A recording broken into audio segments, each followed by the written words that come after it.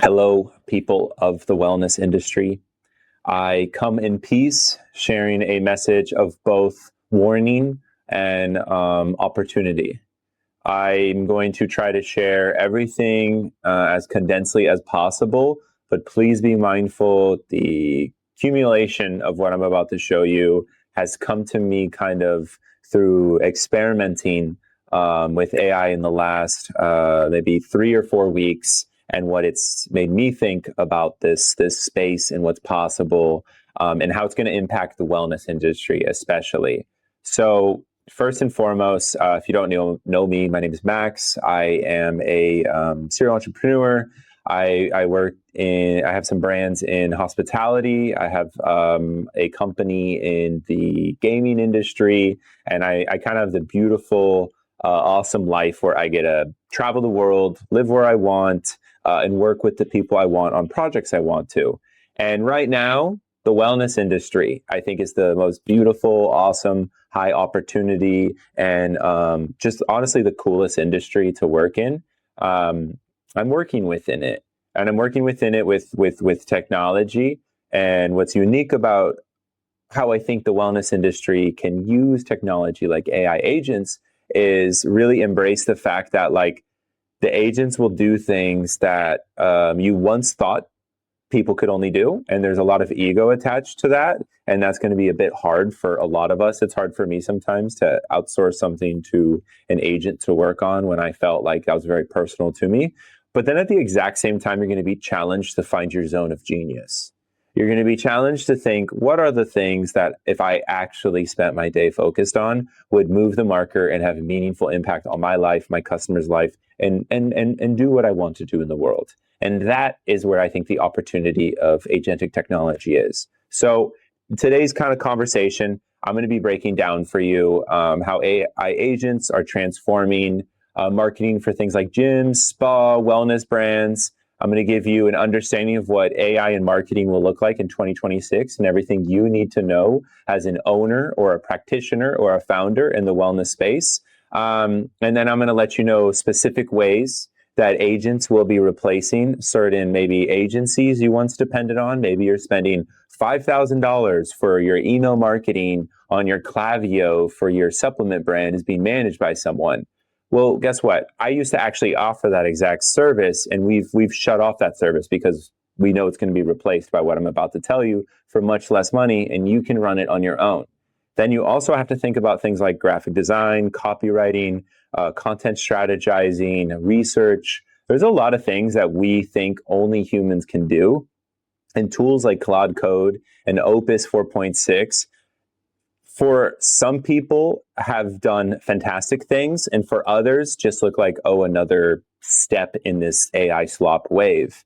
And the path you choose, honestly, I don't blame you, because there are a lot of bad ways AI can just like slop up everything. And it's an understandable thing that the wellness industry, I personally believe, has been a bit hesitant towards AI for the last few years, is the fact that AI is not personal. AI is not another person. AI is not social wellness. You know what I mean? Like social wellness has come as popular as ever at the exact same time AI is as popular as ever. That's no coincidence. Those are both directly related to each other. And so I actually think that's the balance wellness brands will need to figure out in the next couple months is, how do you balance agentic technology, which will replace your entire software stack? It will replace your entire, like half of your workflows can be replaced. And then it will force you to focus on things that will make you more unique, make you double down on why your social wellness club or your gym is more unique. So further ado, let's go ahead and jump into this. You know it's coming. I got some stats here. $202 billion. That's about half of all total funding in the entire planet in terms of private equity in 2025 was dedicated towards AI. So you got to think, when a lot of money in private equity goes towards a certain industry, you can expect a year or 2 or 3 years later it to blow up. Well, with AI, things are moving so fast that it's going to blow up now. It already is. That's why we're seeing the youngest billionaires popping up on certain AI-driven platforms and stuff like that. All right. Let's jump into it. First, I just want you to know what I'm talking about is not chatbots. I'm not talking about ChatGPT. I'm not talking about Claude. I am, but I'm not, and you'll understand that nuance soon. This is about the autonomous agent ecosystem or agency you can do. I actually think the term agency, as we know it, is going to go from like this outside group of specialists, people that you outsource creative or operations or any specific task that your team just doesn't want to do or can't do.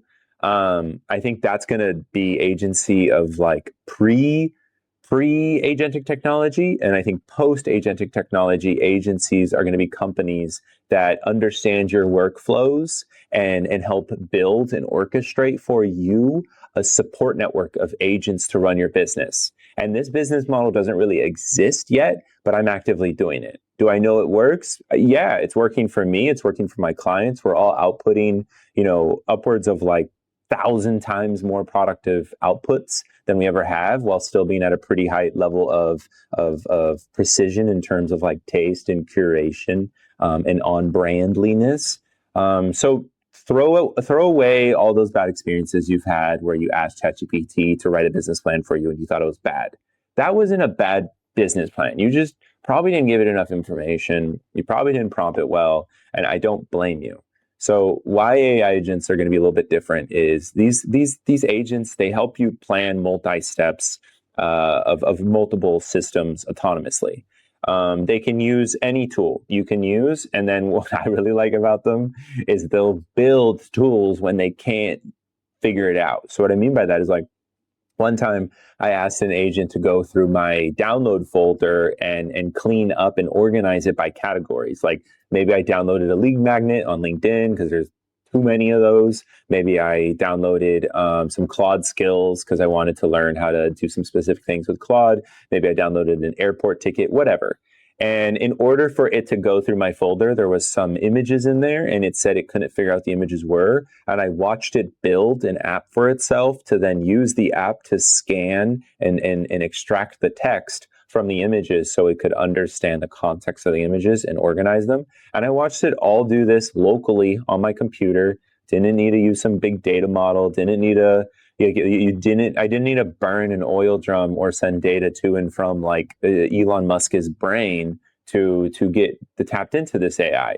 This AI can be tapped into in computers as small as this. It can be tapped into things like your phone. It can be tapped into like people are building agentic technology on like Raspberry Pis. And if you know what that is, it's basically a very tiny computer that is very cheap. So that's what I'm trying to get at is like, you don't need those giant data centers that we don't like and is making the electricity go up and it's like data. You don't need to go about it that way. You can actually build like very meaningful pods of technology that do actions on your behalf under a set of guardrails and constraints that you have told it. And if it ever makes a mistake, you're going to be the first person to know. And if it ever makes a mistake publicly, you're going to be able to fix it really quickly. And you can basically kind of have these levels of autonomy that you can give to agents that will let you exponentially expand your business's capabilities. So that's I just wanted to clarify that's what we're talking about. Here's the CEO of NVIDIA, Jensen Huang. NVIDIA, if you don't know, you get out of your rock. It's the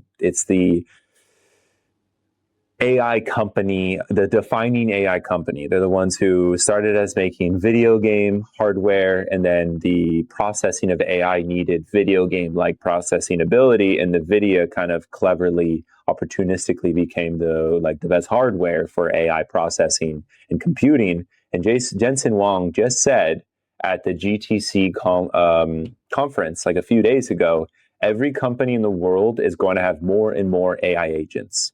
The IT department of every company will become the HR department for AI agents. I actually agree and disagree.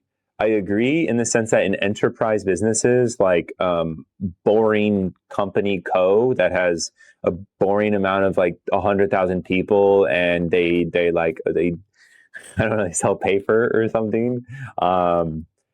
Those companies, their IT departments will absolutely be the best people you should trust at that company to deploy agents. But for the wellness industry, I think it's going to be the founders. I think the founders and the practitioners, I think those are the people I personally want to work with to see how they can and will utilize AI to support their social wellness club, their brand, their acupuncture studio, whatever it is. Like, every wellness brand needs an agent strategy, and you need it in the next few months, or like it's going to overwhelm you and you're going to feel behind. So instead of feeling behind, which you probably understandably do, because that's the big scam of the AI thought leadership space, is making society feel like it's behind at all times. I'm here to tell you there's another way. There's another way to feel about AI, and it can be empowering. It can be optimistic. It can also be very private. It can be very secure. Hell, it can be even off the grid. You don't even need to use the internet or talk to any other companies to build most of the things I'm going to talk to you about, which is so cool. All right, let's jump into it. The fastest spreading technology in history is obviously AI technology. ChatGPT took just 2 months to reach 100 million users. It took almost every other company. My chart's a little broken. I vibe coded this, so please forgive my not perfect sheet. But basically, ChatGPT was much faster than even TikTok. And that's not the end. That was just the beginning. So if you think, oh, ChatGPT was really popular, oh, Claude is really popular, this isn't Snapchat. This isn't Instagram, people. This isn't Facebook. This is a life-changing technology that will expand beyond social networks or dopamine hits of entertainment. This is like fundamentally going to change everything. And ChatGPT being downloaded, the fastest app in the world, faster than anything ever, is just the tip of the iceberg. And the people building that future are actively saying it. You've got people like the CEO of Anthropic saying we could have the equivalent of a country of geniuses in a single data center. Again, I'm not a huge fan of that approach, but he's not wrong. I believe him. And the AI systems will be able to do essentially anything remote human workers can do. Again, not wrong. And politically where you stand or ideology where you stand on this, it doesn't change the fact that it's happening. So instead of kind of getting caught up in the debate of should this be happening or shouldn't this be happening, I just want to make sure myself and my clients have the resources they need to not feel overwhelmed and actually feel really empowered in this space, and at least protect their bubble and protect their business, protect their family, and protect their futures. So just keep that in mind again. Also, Sam Altman, speaking of very scary AI future, he says, we are now confident. We know how to build AGI. Like that's what he's just saying. Like, we could do that. We could do that. AGI, artificial intelligence. We could do that. In 2005, we may see the first AI agents join the workforce. He was right. He said this over a year ago, and I started using agents a little bit at the end of last year, and lots of companies are using AI agents, and they're getting better. The CEO of Microsoft said all white-collar desktop jobs will be automated within 18 months. I don't know when in 2005 he said that, 2025, but every word, knowledge nurker will have a personal AI. He is correct. So we need to start meeting and creating and interacting with our co-workers of the future, essentially. And we need to figure out how we're going to make our brands, our services, our customers' experiences work the way we want. Instead of just like waiting for OpenAI to solve, the future's problems, we're going to build our own solutions using similar technology. This guy says, the Jensen Huang again, says the factory of the future will have 75 humans working with 7.5 million AI agents. Ooh. And then the CEO of Microsoft said something that I absolutely agree with, and I've been saying for a while now, is business applications, aka softwares as we know it, especially business softwares, things like Salesforce and things like that, will collapse in the agentic era. It's just the infrastructure built to support a software requires so much resources that it's actually much more efficient to, instead of just like building another tool to help you do something, is just to figure out the best path for you to do that thing you're trying to do. So if you're trying to close deals, how can it help you do that? Doesn't involve like an artificially created sales pipeline that like a guy came up with and made into a software. I talked about the fundraising. Okay, let's go one by one on the channels And let me first tell you a little bit about what this looks like in email. And my experience with email marketing is quite surprisingly deep. I have sent hundreds of thousands, maybe millions of emails on behalf of brands that I've either worked with, including a $250 million startup that was spending about like, I don't know, like $250,000 a month on ads, which was at my disposal. And I learned a lot doing that. But then I also did grassroots stuff where I was sending emails for a hostel I co-own, and we're just emailing our previous customers, letting them know what's up and stuff like that. So I've kind of experienced like high-end enterprise, like sending thousands, and then also sending, very intimate emails to a smaller group of people. And emails are unfortunately already have been like penetrated by AI.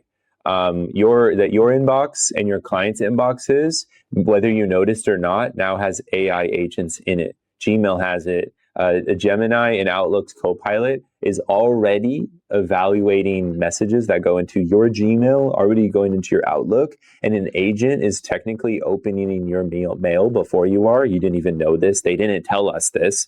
And the agent reads your mail. And so what's really interesting is marketers on the back end are getting this artificial open rates where like I felt like I was like hot stuff when I was sending emails around the time Gemini was introducing this. And I was like, my open rates are skyrocketing. I'm a legend. But I later learned that it was literally the AIs of these people's inboxes pre-opening it, scanning it, reading anything, and then closing it, and then artificially closing it, and then giving it to the customer as an unread message. So like email's basically dead. Like things like your appointment reminders, class schedules, membership renewals, and promotional campaigns are all being filtered already by someone else's AI on their behalf. And 75% of those opens are totally just made up metrics. There's already agentic emails being built where there's a company called Agent Mail, which I use, and it creates like a Gmail for your agents. And when you understand what that can do, it's going to like rock your world. It's incredible. So like email is becoming agent to agent communication is what I'm getting at. So what's the wellness opportunity for emails specifically? I would say number one, structure emails for machines. So like make sure your emails, if you're using Klaviyo, MailChimp, whatever, structure your emails so there's clear metadata encoded into it. You can just ask the AI to do it. It knows how to do that. And then outcome focused language. So like you need to realize there's going to be a BS filter. There's going to be a security filter. There's going to be a customs agent that is going to inspect your mail as you give it to your customers. And you got to remember, email is quite a sacred space for people, and email marketers have been abusing that a little bit too much the last decade. So emails are going to be harder to get to the right person. So you need to start measuring for impact and actions, not opens. So if you're sending emails in the year 2026 and you're tracking opens and you're like, our open rate's good, you're looking at it all wrong. You need to actually start measuring the actions taken from that email. So like booked, appointments, renewed memberships, recovered a no-show, got them rebooked or something like that. That's what's important. Measure that.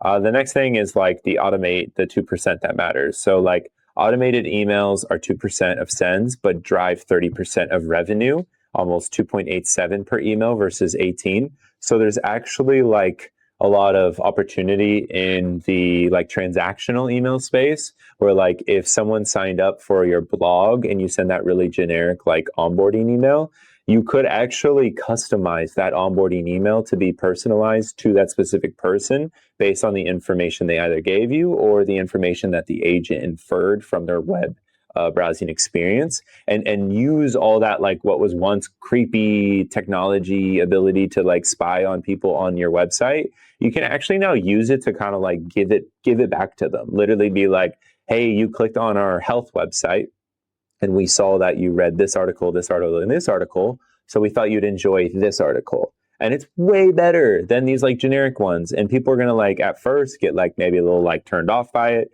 But eventually that's going to become the norm. The norm is going to be any email that's actually worth your time as a consumer in the year 2030 is going to be like so personalized for you that even your agent was like, damn, this marketing's good. Like, let's give it to Max. Max wants to see this automated email, like you got to make it good. So make it good. And you're in the wellness space. People love the wellness space. They love hearing about what Brian Johnson has to say. They love watching Instagram flicks about the new hotel in resort hotel in Thailand. Like the wellness industry, just thinking about it gives people dopamine and makes them feel good. So like when you're making your automated emails as a wellness brand, make your emails make people feel good. Like stop sending crap and start sending really cool, personalized, value to your customer. The next thing is the AI-powered sequences. You can get over 45% revenue increase if you start using AI-powered personalization into things. Again, we used to personalize emails in the email marketing space by doing things called snippets. And snippets would allow you to switch out certain parts of information. So when someone sent me an email trying to sell me this Japanese water bottle, it says, "Hey, Max." And I'll be like, wow, they know my name. pH plus is great in alkaline. You should buy it here. And then they personalize the clicking link so they know if I bought it with the UTM metric. That's weird. That's like I don't like that. That's what the standard was. This is what all the email marketing was. It was that times 1,000. And now it can actually, like, data can be much more of a honest exchange of value between you and your customers if they trust you and you're going to give them something valuable in return. So give your customers something valuable in the return through your emails, and you will make a lot of money in the wellness space.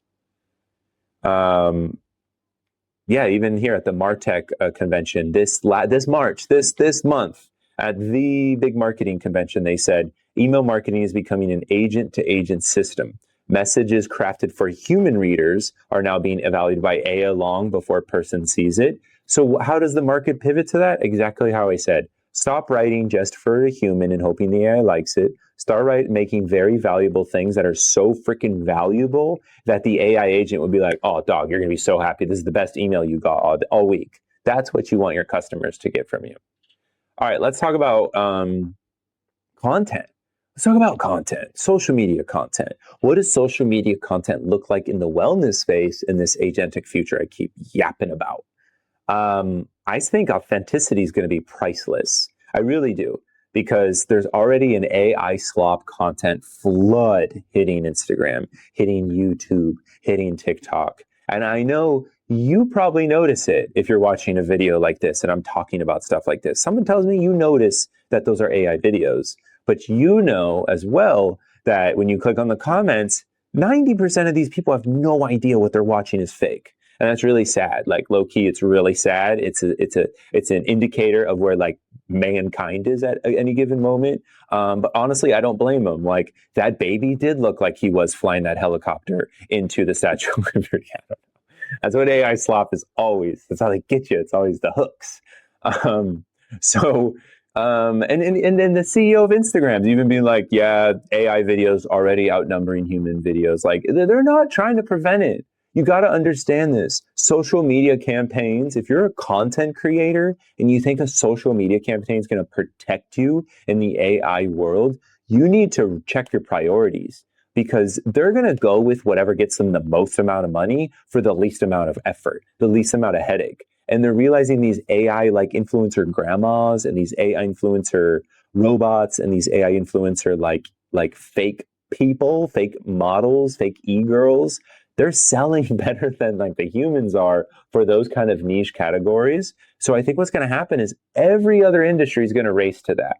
And I think the wellness space is going to see right through it. And they're going to go, we could make all these fake AIs. We really could. And honestly, there's going to be some really good ones made. I do have a confession to make. We at our company have been like tinkering with like early development of our own AI avatar experiment, but we're not going to associate it with our company. We're going to do it in its own isolated test. And if people like it, people like it, but it will have very specifically to do with the wellness industry, and it will give people content that will help them. So we'll try it, but I don't know if I feel so good about AI content right now. if everyone can do it, so this is where I think wellnesses have that edge. Is it's the real human experiences, it's the real transformations that things like yoga or ice baths or saunas or regenerative therapies make people feel. There's real community. There's gyms that have a stronger bond than most families do. So while the internet is just drowning in AI slop, your sauna sessions, your recovery stories, and your member testimonials will be a premium. Make them look real, make them feel real, make them be real, and post them on Instagram Reels, and you will make a lot of money. 74% of consumers doubt content authenticity. People are already questioning everything. I'm laughing because I'm scared. I'm questioning everything as well. You know how many softwares I pay for? I'm questioning if I should just cancel them all because I don't think I need them anymore. I really don't. I've replaced a quarter of my softwares already with agentic workflows for a tenth of the price. So I think people are going to start retreating to private, verified, safe human spaces. So when AI is everywhere, when there's a million AIs on the computer, and you pull out your phone, this is definitely a phone, I swear, and you pull out your phone and you turn it on, it's gonna be a million AIs talking at you. It's gonna be overwhelming. If you don't have an AI security and an AI personal assistant and an AI email guy who's yo, you got some emails. If you don't have that Vinny delivering you the juicy emails in your inboxes, you're gonna feel overwhelmed.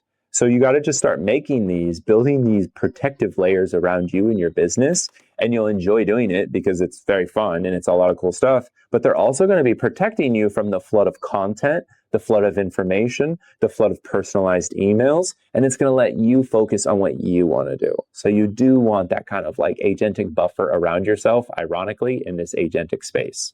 And then put people inside of it. That's what I'm really driving on this slide is authenticity is priceless. Once you have a buffer of agents protecting your social wellness gym, make sure that people on the inside have all the resources they need to feel awesome and thrive. Human-made labels will start popping up, proud to be made in a factory by a person will be a luxury in a not too distant future.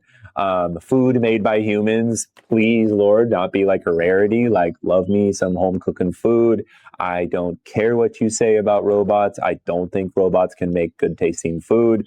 Prove me wrong. I've had Pad Thai robot before, not so good. I've had barista bot before, too much milk. I've had cocktail robot before, novel iPad experience, but really just a giant goofy expensive machine that requires a lady to stand next to it anyways and clean all the messes he makes the whole time. So I'm not worried about that stuff, and you shouldn't either. All right, let's jump into paid advertising now. I feel like I'm going room by room, and I'm unfortunately telling you the Grim Reaper already entered and murdered the whole channel. And so I do apologize if this is a shock to you, because all these things are dead. They're already dead. We just haven't really fully sat with it yet. So let's talk about paid advertising. Give Meta your URL. AI will do the rest. So this is very interesting. Is Meta, which is a horrible name for a business I don't love, which is Facebook, low-key has been playing hardball in the AI strategy. I don't like Meta as a company, but I do respect the fact that this guy can find himself just accumulating more and more business and more power and more technologies. And funny enough, Mark Zuckerberg just last week purchased the world's largest agent social media network, which was called Moltbook and was built a month ago or less than a month ago for agents to talk to each other. And if you're a human and you want to use the platform, you have to get a special tag and a special permission, and you don't have the same permission levels as the agents. It's fascinating. You can see them talking to each other. It's a waste of energy, but Facebook bought it. So isn't that the story of 2026? But they're going to start pivoting really fast, not pivoting. Well, really, he does always pivot, but they're going to start positioning all of their technology stacks as a fully automated ad system. Because at the end of the day, you got to realize Facebook is making its money off ads. I've been running performance marketing ads on Facebook for over 10 years. I've spent millions on the platform, and I know what was the good times. I know what was the not so good times. And right now, low key, not so good time. Prices for paid advertising is going up. Cost for acquisition is going up. The ads that worked for you before aren't working anymore. Really weird novel channels like TikTok Shop are doing better for people. So Facebook kind of has to make this move, and I think it's going to pay off for them. It's going to pay off for them because they're going to basically power their whole ad network off of agentic personalization. So when I'm saying that emails are going to be fully personalized, I'm telling you Facebook has already they acquired Manus for $1 billion, which is an agentic company. They acquired Moltbook, which is this agentic thing. They've been secretly gobbling up all these agentic companies and hiring for like billions of dollars, the smartest minds in AI. And I think they're currently trying to reshuffle it to do their next big evil, scary play. And good for them. Honestly, they're probably going to do great for it. Good job. But for wellness people, what does this mean? It means if you're trying to look up like hyperbaric chambers near you, your Instagram will start showing you ads really quickly for it. Or the brands that start having really cool creative in really novel ways that are specific for a very specific niche with a very specific person in mind. Really, I'm just saying the word personalized in a long sentence. If you're doing personalized marketing on Instagram and you're using Instagram's state-of-the-art technology to do it, your ads will actually go cheaper and you'll probably make good money. So like if you're talking about running ads on the acquisition cost, like right here, it costs about $20 for CPM on Meta. That just basically means like it's a good marker for how much you're spending to reach a certain amount of people. Pretty sure it's like 1,000 people, which the M always confused me. And you can see Google Display is very cheap.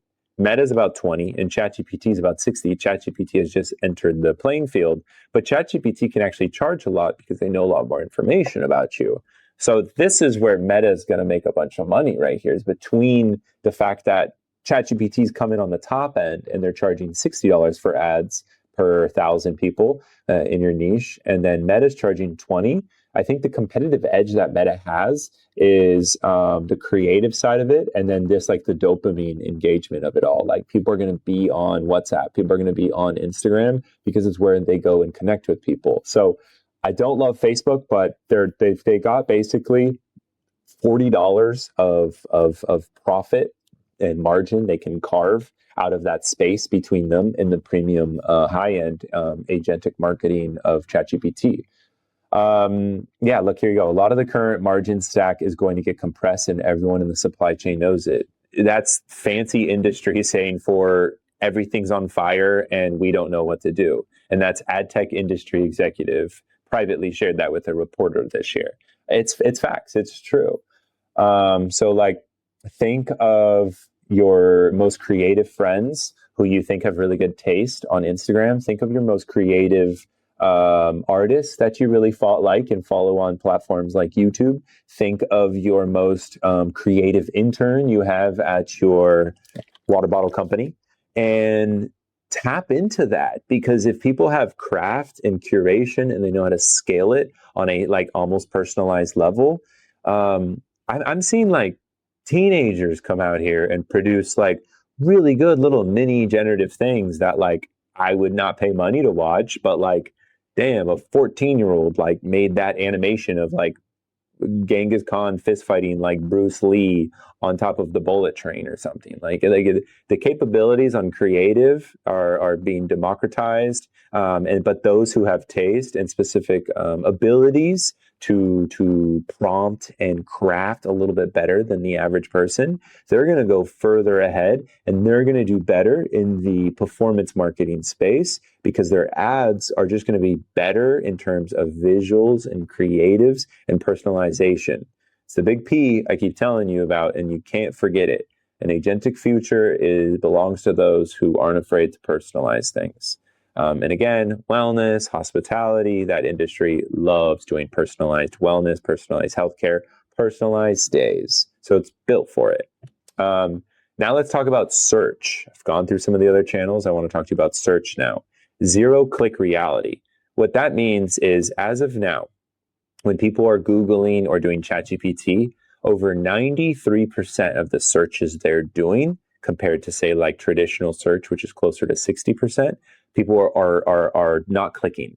So like over 9 out of 10 people who ask ChatGPT for something, they don't end up clicking a button, which as a marketer or as a brand, you want people to click the buttons. So if they're not clicking the buttons, oh no, like we're done, we're toasted, our business failed. No, you have to come up with a new strategy of how you do well in this zero-click reality where 9 out of 10 people aren't going to click on your website anymore. So you got to remember, organic's going to drop in the traditional sense. Generic content's going to drop in the sense, but you got to look at this magic number right here. AI search conversion rate is 14% compared to Google's 2.8%. Google has had like 30 years to become masters of converting people to buy things in search. And the best thing the $1 trillion company could get was 2.8%. But then when you think about AI just coming out in a couple years ago, and we're still just trying to figure it out, and it's 14.2%. That's personalization. That's proof of people are going to buy things when it's more relevant to them. It's more interesting to them. It's more inspiring to them. So on your as a wellness brand, when someone asks ChatGPT, what's the best infrared sauna studio in Bangkok? Does your brand get cited? And like, if it doesn't, you need to realize that is the new SEO. SEO. If you're spending money right now for SEO, stop. Seriously, all wellness founders in wellness, if you're paying money for like traditional SEO or traditional PR, stop. It's not going to work anymore. I used to spend money on SEO for an AI company I had last year, and that company failed, and that SEO budget was worthless. You need to focus on getting on answer engine optimization, AEO. Get cited by AI and not just ranked by Google, and figure out what you need to do that. Let's talk about one of the more up and coming types of marketing, which is still pretty niche. Not every brand does it, but it does really well, which is SMS and like WhatsApp conversation-based conversations. And people are noticing conversations are actually replacing that final mile of the cart. My logic is this, is like, would you rather buy money? Yes, I would like buy one money, please. Would you rather buy this pen from me in person after I've had a conversation with you and I learned that it's actually, this is the pen that you want and you feel like you need it? Or would you rather have that on like a static website that like ask you to accept cookie policy and ask if you to prove you're not a robot and ask you to sign in your Gmail? And also it asks you to sign up for its coupon club. Like that's gone. I'm not even thinking websites are going to be that popular, because I think conversations on chat platforms or directly with people or directly with agents are going to replace going to a website and putting a product in your cart. Last year, the numbers of global conversational commerce is up to $300 billion. That's how much money was conducted through conversation commerce. That's a lot of money. I'll take any of that. If they don't need it, let me know. And then look at the AI engaged conversation number here versus the non-AI engaged conversation. 12% conversion rates versus 3%. So if you have like an actually smart AI chatbot that's talking to your customers, I'm not talking about those ChatGPT wrappers where the customers can immediately prompt inject and hack your online chatbot, which we all have heard the horror stories of. I'm not talking about that kind. I'm talking about the kind that knows your knowledge base, the kind that has access to certain information in your company, and the kind that you entrusted in individuals like myself to deploy, and not some like amateur who told you could do it for like a tenth of the cost. And you end up getting 4 times higher conversion rates, and your customers end up liking it more. That's the thing that like a lot of us in the wellness space need to accept the reality of, which is the customers vote with their dollar, and customers are spending more money on agentic search. They're spending more money on AI chats. They're spending more money on this new future of commerce. not the ones that you want, which is a slick website and cool big ads and all that, and cold emailing, because it sounds like you're like Wolf of Wall Street emailing strangers. Like, no, stop thinking that way and start thinking about personalized communication for every single person you're engaging with. Now, what's the wellness play? I think the wellness play is things like booking confirmations, session reminders, those follow-ups where it's like, hey, how was your treatment? I think like moving those away from like generic HTML emails where it's like a gross email you get like a day after you had like a life-changing spa appointment, and it's like a broken clunky screen, and it's like sad face, sort of not sad face, sort of smiley face, and it says, how would you rate your experience at my wellness facility? And it's like, gross. Like, it was great, but why do I feel like I'm in an airport bathroom now and I'm reviewing like a medical appointment? This is gross, man. It's going to change. It's going to feel like your doctor is going to text you. It's going to feel like your massage therapist is like DMing you, being like, yo, Max, how was the appointment? Was it all good? I don't know why they talk like that, but I'm pretending they do in this world. I go to a hip hop massage therapist, and if I play along with that and I get a chat with them, I'm going to convert more. If I think I'm chatting with me or my brand, even if I know there's a little bit of AI involved, it's fun. It's like a little engagement. And you got to remember, every time a customer talks to your AIs, it costs you, the brand, money. It's surprisingly not too much if you know how to run it. It could be like fractions of a cent. But if it is kind of funny because like it gives the customer a little leverage. If the customer wants to like hijack your ChatGPT to ask it about math homework, they might be able to. And honestly, I think fair game. So start personalizing these messages. Start experimenting with AI agents and scaling the ones that work. One brand that we studied achieved over 49% X ROI with AI and SMS automations that would take customer CMS data or CRM data and then use that to personalize the messages at scale. So cool. You don't need software to do that. And this would be a massive first mover advantage for wellness. So let's say you're a gym in New York. Let's say you're a wellness club in Las Vegas. You could plug into SMS marketing agentically right away. I know you can, and I know you can do it cheap because I built it for my company secretly this week. There's 2 phone numbers in this world that if you call right now, you could technically talk to my private AI. I'm not going to tell it to you yet because I'm experimenting with it, and I'm just using it for myself right now. But eventually, that might be a receptionist. Eventually, that might be a directory bot that people can talk to, and it can answer all of their questions. Okay, so content and influences, specifically influencer content. I talked about social media content. I'm talking about more like brand influencers, key opinion leaders. That's who I'm talking about. When content is finite, that human touch on things, as I kind of mentioned before, is going to be a luxury. Consumers are starting to prefer AI content on social media less. So that's what's so unique about all this stuff is I'm saying people prefer AI in certain spaces like emails and SMS, but they prefer it less in things like organic social media content. Oh, here we go. Wellness brands win here. Your clients have real before and after stories, real sweat, real recoveries, real community. In a world drowning in synthetic, generic AI slop, real content, real humans, real stories is a premium asset to share. So you got to start about building some things. Number one, build the trust ecosystem. These are the testimonials. These are your communities. Start getting on camera your customers with real footage, like from like an iPhone, like I'm filming right now. Get a real shot of you or your customer having a real conversation. That's really valuable in today's world. That's why I don't super polish my content, because I do think there is a little bit of nice value that like my linen shirt is a little wrinkly or like the lighting isn't perfect. I like that. Human made is a luxury. Community is going to be a distribution platform, and AI is going to be a form of production, not a form of replacement.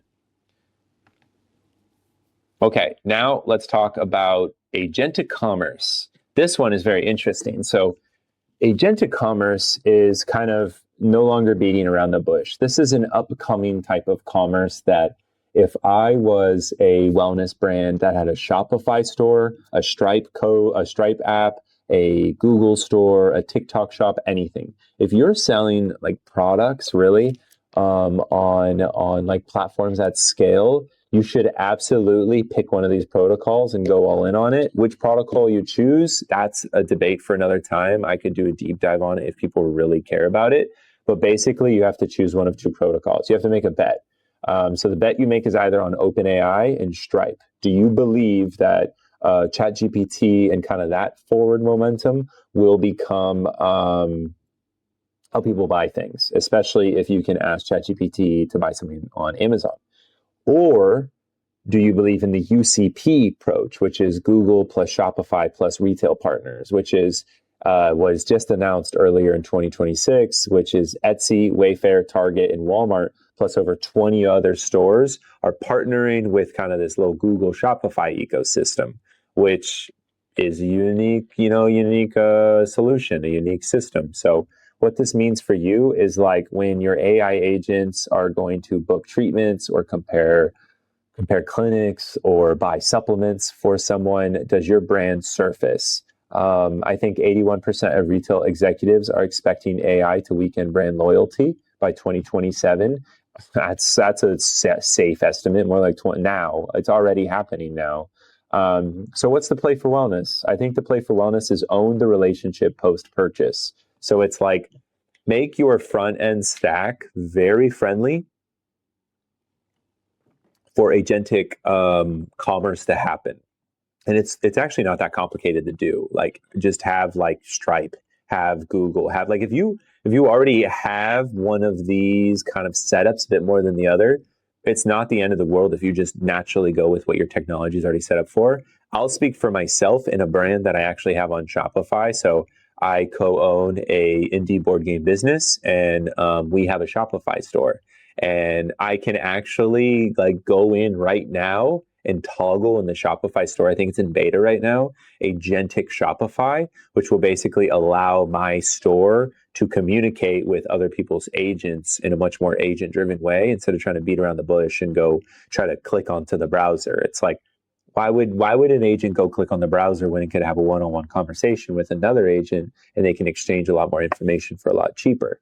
So I think for the play for wellness, as I said, is own the post-purchase. Just like make sure your tech allows the agents to find you, and then really think about investing more of your time, money, and effort into nurturing and being very giving to customers. I think we need to stop spending so much money on customer acquisition in marketing and in wellness. And I think we need to start spending all that money on our customers. We need to be making our customers feel the love. You need to think, when someone becomes a customer of mine, how could I change my marketing where I'm just like throwing money into the air and hoping like it catches something for me, instead of doing that and wasting all your money on customer acquisition and brand awareness and TikTok shop and whatever you heard some influencer tell you to do. Not the end of the world to just say, why don't we just set up our company so it's got MCP, APIs, it's got ACP, it's got UCP. It's a lot of acronyms, but I promise they'll make sense when you get caught up in this stuff, and they're all very important. But basically, all that means is the agents need to be able to talk to each other, spend all your focus, spend all your time on loyal customers who are likely to convert at 60 to 70% versus 5 to 20% of a new first-time customer. So if AI agents control discovery now and it's out of your hands, like just let go, just let it happen. Own what comes after that. Own the conversation that comes after someone is a first-time customer with you. And Harvard Business Review said, instead of scrolling websites, people are beginning to prompt AI agents to find, compare, and purchase products. Exactly. Make yourself ready, capable in that world, and focus on winning that person over for the long term, for lifetime value after you've already acquired them. All right, now the big structural shift. Across every channel, the same transformation is occurring. AI agents are becoming the primary intermediary between your brand and your clients on both sides for every interaction. So agents are creating content, they're starting to run campaigns, they're managing bookings. Agents are starting to talk to each other and have a layer of ecosystem. I talked about Boltbook. They already have their own social media platform. And then your clients on the other side, their agents are filtering their emails, their agents are blocking ads, and their agents are booking treatments for them. So L2 Gardner says, by 2028, 90% of B2B purchases will be via agents. Yeah, I absolutely believe that. Finally, someone's making a prediction that isn't like some soft guess. Like that's a fact. I will say even 95%. 15 trillion through automated exchanges. Agents outnumber sellers 10x. I think agents will outnumber sellers by 1,000, maybe 10,000x. That's the one thing I think their strategic prediction got wrong. The wellness advantage. You have one thing that AI cannot replicate. This is the cream of the crop. This is the whole point. This is the big picture that if you took anything away from so far, what is a 50-minute video of me yapping, is the experience mode, as the emoji hands are doing, is and the community mode, which is like social wellness and the feeling of like belonging somewhere, and the trust mode, which is like, I trust this yoga practitioner more than I trust that yoga practitioner, or I trust that doctor more than that doctor. Like the agents won't ever take this. Real human connection, real transformation, real community in a world of synthetic everything. Wellness businesses will hold a premium asset. So focus on this. Focus on how you can improve the customer experience, improve your customer's journey, improve the post-purchase journey, improve the feeling of belongingness in the community you have. Everyone says that they want their business to be the community or the social space. You know, every time we go in and do client work, they always say we want this to be a place for people to come and hang out and this and this.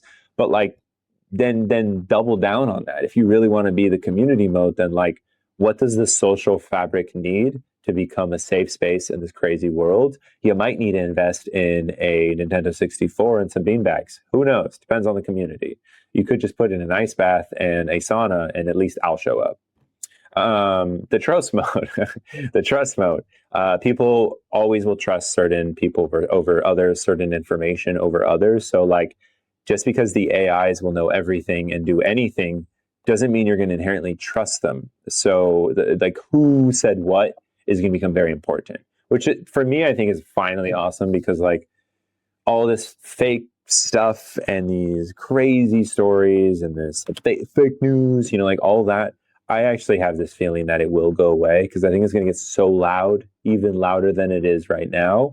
And then I think we're all going to just have to engage with the world differently. Like, we're not going to look at news the same way we ever looked at it. We're not going to look at Fox News every day. We're not going to look at CNN every day. I think we're all going to build little agentic layers around ourselves. And I don't know about you, but I know that my wife will personally have a medieval themed email agent that will act like a old, like a medieval jester or sire, and it will read her on a virtual scroll her most important communications, which honestly, power to her. I think that's pretty cool, to create that as your form of communicating with the world. Great idea, babe. The question we need to ask ourselves is whether to use AI or not. The question is, how will you use AI to amplify your human edge in the wellness industry? That's it. Think about that. I could end on that, but I still have more. So if you want to keep watching, and this is going to be an hour-plus long video, please keep watching. So I've got about 4 more slides for you, okay? You feeling good? You want to pause? Do you want to drink some water? I need to drink some water. Give me 1 minute. Ichitan alkaline water. It's very good. Okay, the old moats are draining. The new ones are forming. So what were the moats before? Oh, we got great SEO, you know, gone. Oh, we've got great content team. We're making all this cool content. Gone, unless your content's the best. Oh, our ad targeting marketing team is so good. We have like 20 people who are experts at ad targeting. Gone. You got every brand now has 100 agents doing their ads for them. Follower counts, social reach. Wow, I have 1 million followers. Yeah, those are all bots, you know. Oh, my email list is so big. Yeah, but what's your actual actions taken? How many people convert? How many people are making actions based on the emails you send? Oh, I got brand recognition, blah, blah, blah, blah, blah. Well, is there substance to that? Do you have brand recognition because you spend a lot of money to paint your logo all over your customers' worlds? Or do you have brand recognition because the substance is deep and the customers like you and they think about you?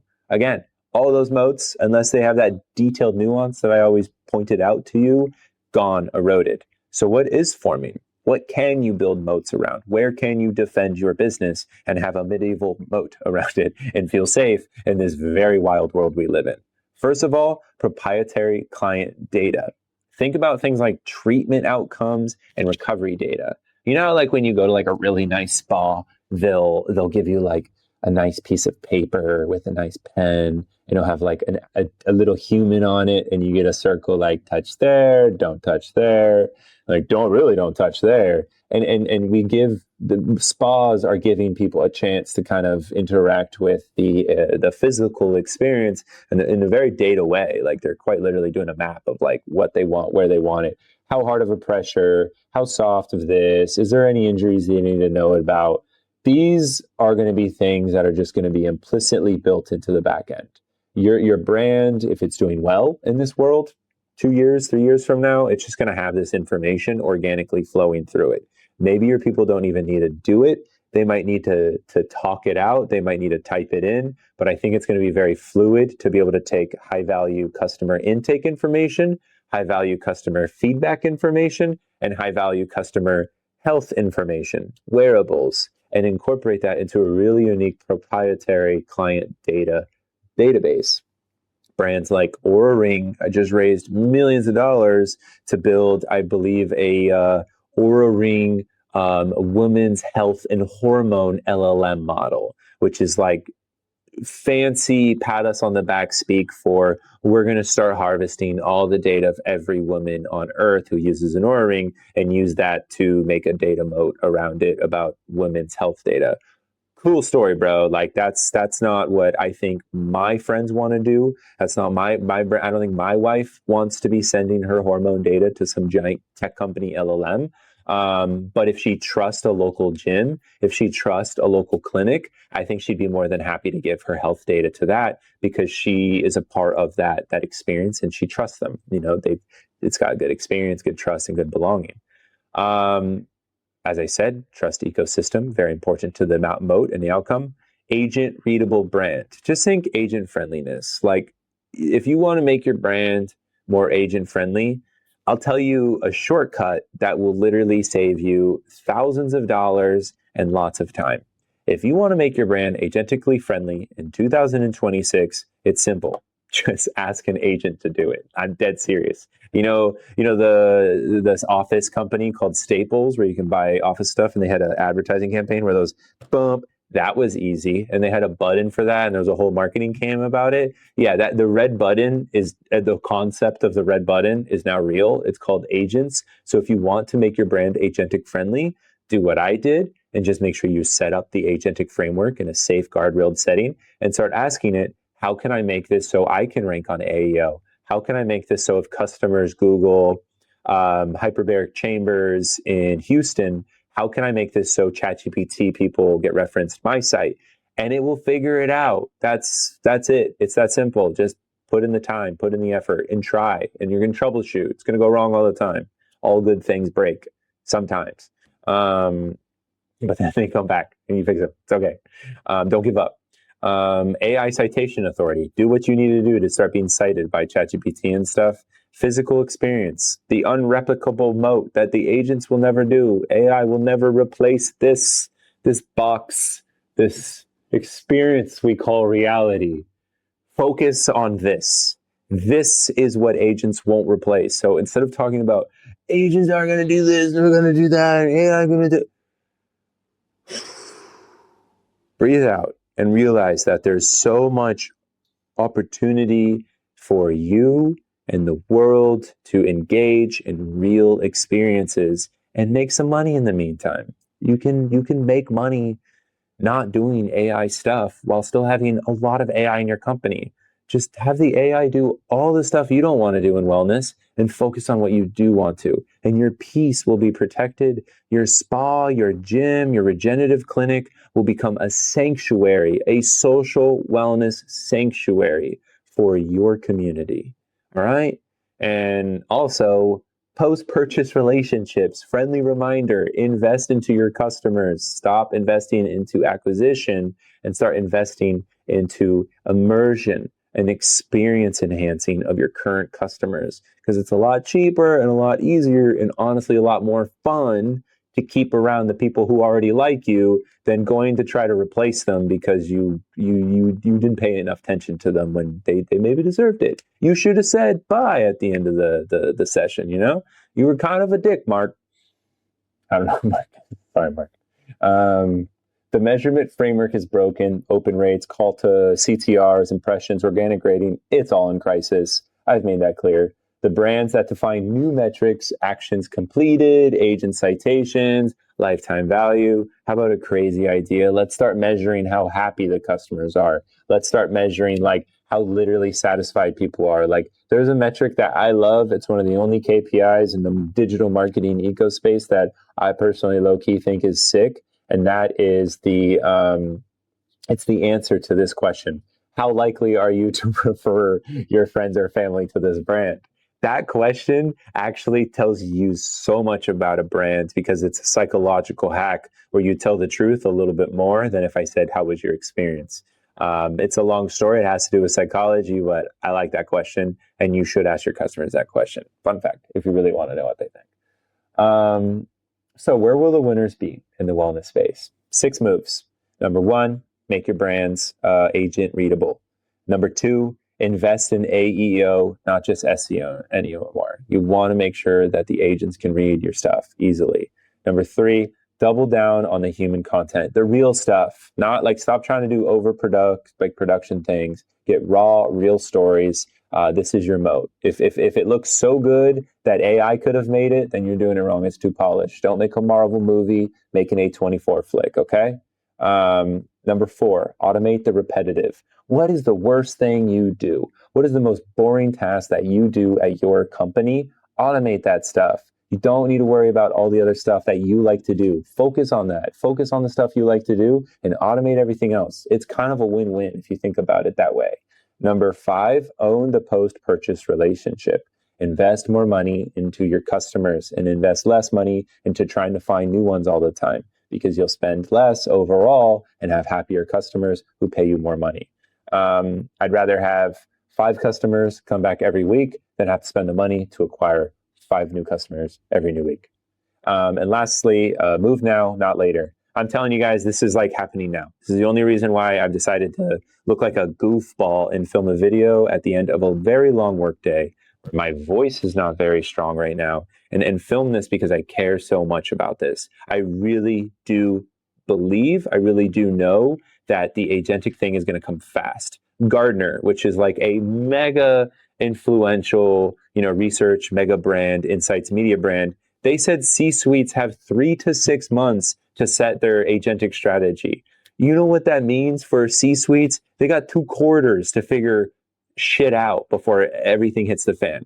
C-suite executives only have 2 quarters to truly figure out how the entire industries are going to respond to this. And most of them don't even know how to use ChatGPT besides a weird version of Google, So don't wait for the big brands to decide what we should do with agentic stuff. If you're an owner, a practitioner, or an operator within the wellness space, move now, move nimble, start little experiments here and there and blow your minds and improve your customers' experiences, lower all of your technical costs, and feel like you've up-leveled all your skills by doing this stuff. So you can move really, really fast with this. It is going to move really, really fast. And if you want to catch up, you want to feel like you got some tools, some tricks, I actually offer a free weekly session for operators, practitioners, owners in the wellness space. I'll be showing you exactly how you can use AI agents to grow your business, automate the repetitive work, and recover the lost revenue that you're losing in all these channels. and how to do all of that without losing the human connection, community, and social wellness experience that makes your wellness brand irreplaceable. I'll be giving you live demos of the tools I use. I'll be giving you a free AI toolkit with the exact prompts, skills, and tricks that I apply to automate a lot of my stuff. And lastly, I'll give you the opportunity to ask me some live Q&A. It's completely free, but I only have limited spots for each one. You can always book it anytime by just simply going to goingup.agency, and you'll find it there on our website, or you click on the link in this the video. And if you want to know if this is for you or not, first of all, if you're a wellness brand owner doing between 50 and 750K per month, let's talk. That's who I help, like a lot. Like I can help you a lot. But if you're not doing that, still reach out to me, still chat. Like if you're not doing 50K per month, but you're doing something interesting that you believe in, reach out to me, you know, like why not? There might be, maybe there's some like co-learning we can do or something. Operators running gyms, studios, clinics, spas, recovery centers, this is for you. If you're a marketer and you feel overwhelmed by all this managing of agents and agencies and tips and tricks, and you keep screenshotting ChatGPT prompt things on Instagram, so trying to keep up with all these prompts, this is for you. So you can register on our website anytime. I'm doing this every Thursday, usually around 10 to 11 a.m. Thailand time. So if you're in the US, that would be around the evening time for you. If you're in Asia, good morning. And if you're me, that's usually when I'm up the earliest. So it has to work for me. It doesn't really have to work for you, because who are you? I'm talking to myself right now. I'm hoping someone is going to engage with this, but that's what we do now.